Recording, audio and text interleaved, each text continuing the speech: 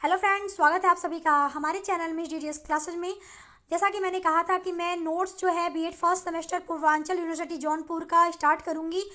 तो आज हम लेके आए हैं, हमारा ये पहला वीडियो है इस पेपर का नाम चाइल्डहुड एंड ग्रोइंग अप है। तो वीडियो को देखिएगा, पसंद आएगी तो लाइक कर दीजिएगा, शेयर कर दीजिएगा। चैनल पे पहली बार आए तो चैनल को प्लीज़ सब्सक्राइब भी अवश्य कर लीजिएगा। तो हम एक एक करके प्रश्न और उत्तर देखेंगे। आज पहली वीडियो है तो और भी वीडियो जो है वो फटाफट आएंगी। अगर आपको इसका पीडीएफ चाहिए तो पीडीएफ की लिंक मैंने डिस्क्रिप्शन बॉक्स में दे दी है, आप वहां से जाके डाउनलोड कर सकते हैं। उम्मीद करती हूँ आपको पसंद आएगी। तो चलिए शुरू करते हैं।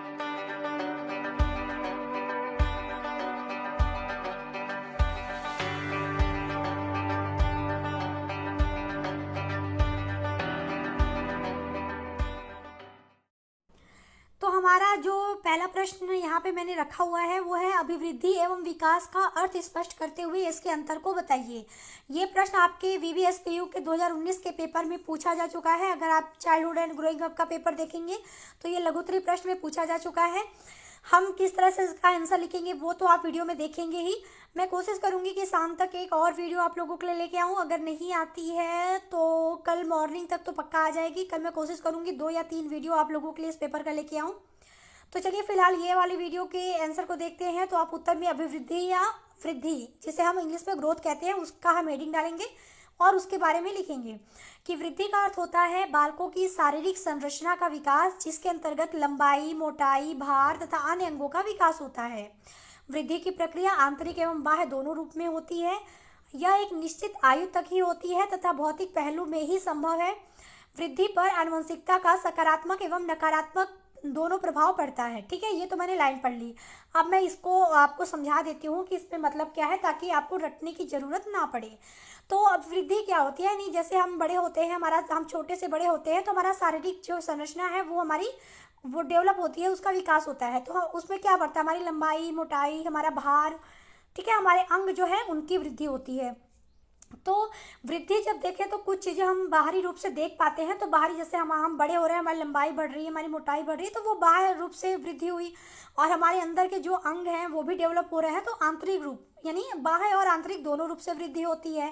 एक निश्चित आयु तक होती है का क्या मतलब है कि जैसे आप छोटे हैं, छोटे से जब आप बड़े होते हैं तो एक निश्चित आयु तक ही आपकी जो है वृद्धि होती है। ऐसा नहीं कि आप हमेशा बढ़ते जाएंगे, हमेशा लंबे होते जाएंगे, हमेशा आपका जो वजन है वो बढ़ता जाएगा, या फिर हमेशा आपका जो मोटाई है वो बढ़ती जाएगी। एक निश्चित समय तक ही होती है वृद्धि, यानी वही 17, 18, 20 कह लें। उससे उसके बाद आपकी जो वृद्धि होती है वो नहीं होती है, वहीं तक रुक जाती है। ठीक है, इनका यहाँ पर कहने का तात्पर्य केवल यही है। फिर इसमें एक और लाइन कही है कि भौतिक पहलू से ही संभव है। तो भौतिक पहलू का मतलब कि जिसको हम देख सकते हैं, या फिर जिसका हम जो है जिसको हम माप सकते हैं। ठीक है, जैसे लंबाई हम नापते हैं, मोटाई जो है वजन हम नाप लेते हैं, यानी उसको हम देख सकते हैं, यानी वो बढ़ रहा है तो हम देख पाते हैं कि हाँ ये बढ़ रहा है। ठीक है, ये सारी चीज़ें हैं। और इस पर आनुवंशिकता का भी प्रभाव पड़ता है, यानी हमारे पेरेंट्स जैसे होते हैं, हमारा शारीरिक संरचना कुछ उसी तरह का होता है। ठीक है, तो यहाँ पर यही चीज़ कही गई है। तो ये तो आपने देख ली वृद्धि क्या होती है। अब बात करते हैं विकास, जिसे हम डेवलपमेंट कहते हैं इंग्लिश में।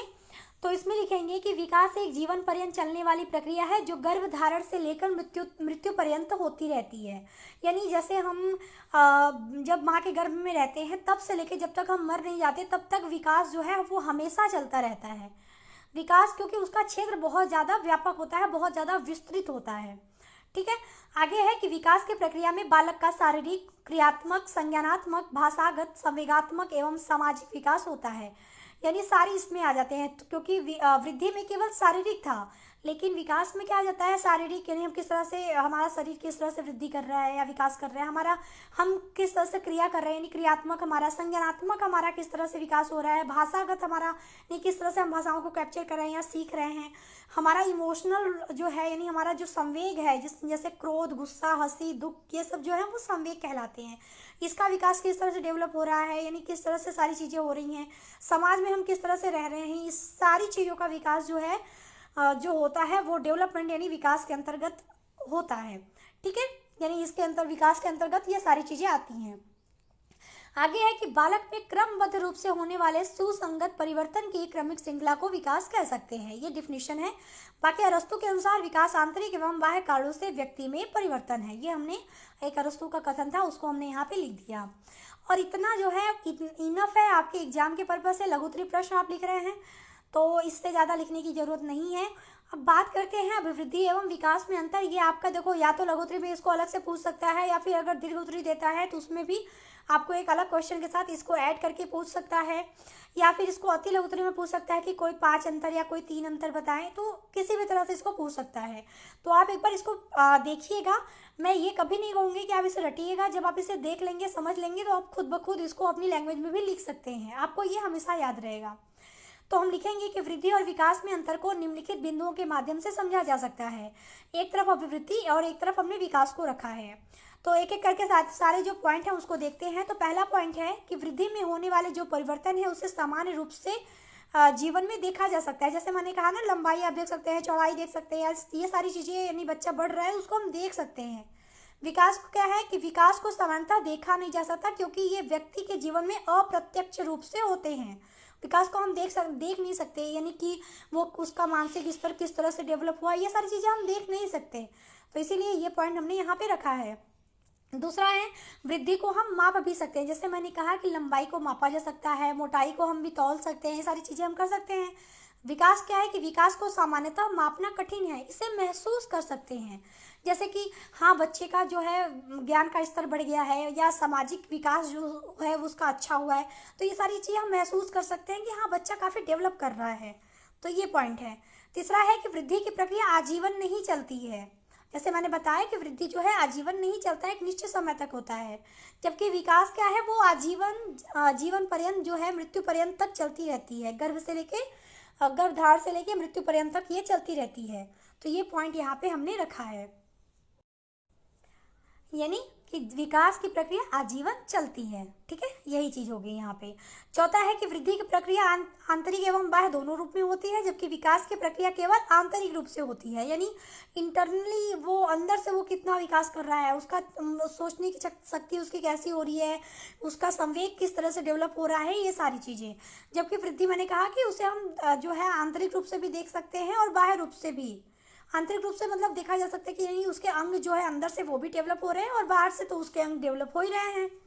ठीक है, बात करते हैं पांचवा की वृद्धि शब्द परिमाणात्मक यानी क्वांटिटेटिव परिवर्तनों के लिए प्रयोग में लाए जाते हैं। जैसे लंबाई, मोटाई आदि क्या है, यानी वृद्धि जो है उसको हम माप तौल सकते हैं, यानी क्वांटिटेटिव होता है, वो परिमाणात्मक होता है, उसको हम नाप तौल सकते हैं। जबकि विकास शब्द का प्रयोग गुणात्मक परिवर्तन के लिए प्रयोग में लाया जाता है। जैसे बालक की कार्य कुशलता में वृद्धि, यानी किस तरह से वो अपने आप को विकसित कर रहा है, इंटरनली वो किस तरह से अपने आप को विकसित कर रहा है। छठा है, वृद्धि का क्षेत्र सीमित होता है तथा यह एक संकुचित प्रक्रिया है। इसका क्षेत्र जो है वो लिमिटेड है, बहुत ज़्यादा दूर तक विस्तृत नहीं होता है, केवल शारीरिक तौर पर ही ये कहीं ना कहीं सीमित है। जबकि विकास का क्षेत्र विस्तृत होता है तथा यह एक व्यापक प्रक्रिया है, क्योंकि इसमें संवेग, आपके क्रियात्मक, आपके शारीरिक, आपके सामाजिक, ठीक है, सारी चीज़ें इसमें जो है इन्वॉल्व होती हैं। छठा ये आपने देख लिया। सातवां हमारा है, वृद्धि विकास का ही हिस्सा है। यानी वृद्धि, जैसे यहाँ पे हमने फिगर बनाया है, एक बड़ा बाउल है, एक छोटा बाउल है।